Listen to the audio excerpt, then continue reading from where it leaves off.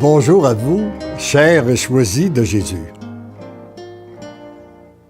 Aujourd'hui, le message numéro 7 du deuxième volume nous fait prendre conscience de l'importance de la souffrance. Il y a, selon moi, dans la souffrance un mystère, difficile à comprendre, difficile à accueillir, mais lorsque nous l'accueillons, nous sommes témoins qu'elle produit des fruits excellents. Alors, le titre, c'est « Ma souffrance a fécondé ma mission ». Nous savons que Jésus, qui a eu la plus grande mission sur cette terre, est passé par la plus grande souffrance de la croix. Alors, pour vous situer, nous en sommes au 7 février 1999. J'avais passé mon manuscrit qui s'était retrouvé entre les mains d'un éditeur et l'éditeur venait de me dire qu'il voulait éditer ce livre-là. Alors moi, j'étais dérangé par cette annonce et j'avais fait la prière suivante. « Seigneur Jésus, je vous présente ma misère. Acceptez la parution du volume pour le bonheur des miens, mais choisis Jésus. Ainsi que les nombreux doutes et peurs qui m'habitent. Car à travers ça, comme j'étais guidé simplement par inspiration, j'avais toujours demeuré avec des doutes. Et j'avais aussi peur de certaines grandes réactions des gens que je connaissais. Je me sens faible, petit et vulnérable. Je vous offre cette souffrance et l'unis au vôtre pour ma purification et celle de mes frères et sœurs, principalement pour ceux et celles qui sont en perdition et qui vont mourir aujourd'hui. Merci d'entendre et d'exaucer ma pauvre prière. Je vous aime. Mon tout petit, si tu savais la grande valeur de la souffrance pour pénétrer plus profondément dans l'amour, la souffrance se transforme en grâce et en bénédiction lorsqu'elle est accueillie, offerte au Père en union avec les miennes. Et depuis ce temps-là, c'est la prière que je fais régulièrement dans toute souffrance qui se présente à moi. Je l'accueille et je l'offre au Père afin qu'elle soit unie aux souffrances de Jésus et qu'elle soit transformée en grâce et en bénédiction pour l'humanité, et principalement pour ceux et celles qui sont la cause de nos souffrances. Heureux es-tu de ressentir cette souffrance avant l'apparition de ce volume. La souffrance accueillie et offerte vient féconder ce que produira ce volume dans le cœur des lecteurs et lectrices. Prends conscience que ma grande souffrance au moment de l'agonie dans le jardin des Oliviers a fécondé ma mission et ma mort. Si ma mission a dû être fécondée par ma souffrance, n'est-il pas normal que ta souffrance vienne féconder ta mission?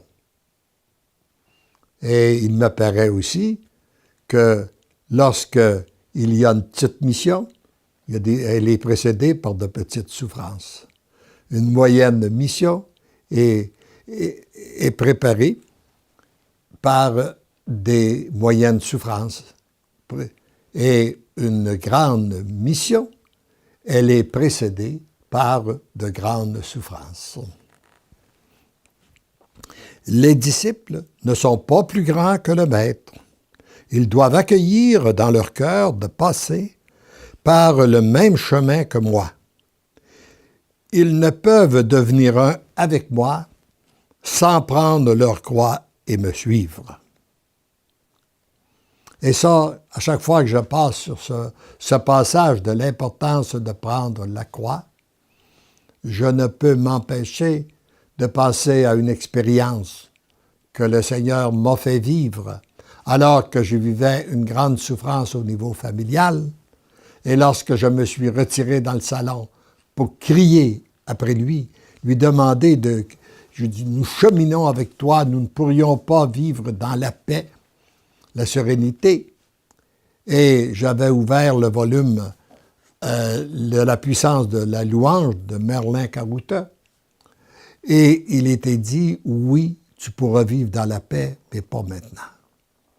Et là, j'ai compris. J'ai dit au Seigneur, Seigneur, tu as dit, prends ta croix puis suis-moi. Eh bien, si c'est la croix que tu me laisses, je la prends. Et j'accueille toutes les souffrances que cela m'occasionne, afin que, pour les associer à tes souffrances à toi, afin que par un miracle de ton amour, elles soient transformées en grâce et en bénédiction sur les personnes qui sont la cause de cette souffrance-là. Mais aujourd'hui, j'ajouterais pour l'humanité. Et je peux vous dire qu'après, ça date de plus de 35 ans, lorsque j'ai fait cette prière-là, et je n'ai jamais eu à revivre une telle souffrance. Le Seigneur, en l'ayant accueilli, à ma grande surprise, le Seigneur l'a transformé et je n'ai pas eu à le revivre. Alors, et puis on dit ici qu'après de prendre ma croix et me suivre, ils ont cependant le grand privilège que je suis venu les racheter.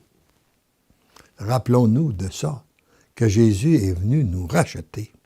À chaque fois qu'ils ressentent la lourdeur de la souffrance, ils peuvent me remettre ce poids pour découvrir que mon joug est léger. Continue à me remettre tes souffrances dès que tu les ressens. Tu découvriras de plus en plus ma présence qui vient alléger ton fardeau. Souviens-toi que tu n'es jamais seul. Je suis toujours avec toi. C'est ensemble que nous avons écrit ce volume pour le bonheur des biens, mais choisis Jésus. C'est ensemble que nous porterons les tribulations, mais aussi ensemble que nous vivrons les jubilations qu'apportera ce volume. Et en relisant, je constate que ça fait maintenant 16 ans, là, j'ai écrit ça en 99 et nous sommes en 2015. Si j'avais à évaluer les tribulations qu'a apporté le volume, ces volumes-là, et la jubilation, je dirais 2% de tribulation, 90% de jubilation.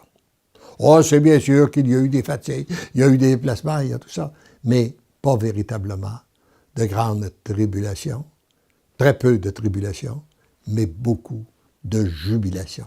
Et j'en reçois tous les jours, de recevoir des témoignages des gens qui sont transformés et qui s'engagent dans une nouvelle vie de paix, de joie, d'amour. Donc, la plus grande est celle de notre union intime qui te permet de devenir amour. Tendrement, je t'aime. Alors, je vous répète cette dernière phrase.